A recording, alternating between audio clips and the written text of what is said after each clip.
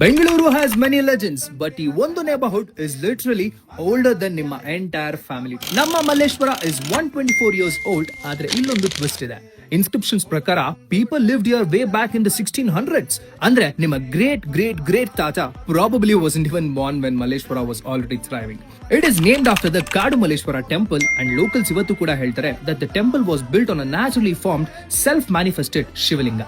ಜನರು ಹೇಳ್ತಾರೆ the land around it was protected by Shiva himself. Old timers ಹೇಳೋದು ಇದೆ. This is why Malleshwara feels unusually structured. ಇದು ಬೆಂಗಳೂರಿನ first urban blueprint. Legendary spots ಗೆ ಕೂಡ ಅವರವರ ಕಥೆಗಳಿದೆ, like how CTR once served doses to freedom fighters meeting secretly. ಹಾಗೆ Sankey Tank pathway ಅಲ್ಲಿ ಒಂದು ಸೈಲೆಂಟ್ ಕಾರ್ನರ್ ಇದೆ where even the city noise doesn't reach. And ಒಂದು ಫನ್ ಫ್ಯಾಕ್ಟ್ ಯಾರಿಗೂ ಸರಿಯಾಗಿ ಗೊತ್ತಿಲ್ಲ, ಮಲ್ಲೇಶ್ವರಗೆ ಮೊದಲು ಹೆಸರು ಮಲ್ಲಾಪುರ ಅಂತ ಇತ್ತು. And several 17th century inscriptions were found during early constructions. So ಹೇಳಿ, ನೀವು ಬೆಳೀತಾ ಇದ್ದಾಗ ಕೇಳಿದ ಮಲ್ಲೇಶ್ವರಂ ಕತೆ ಯಾವುದು? Or what's your favorite memory from these iconic streets?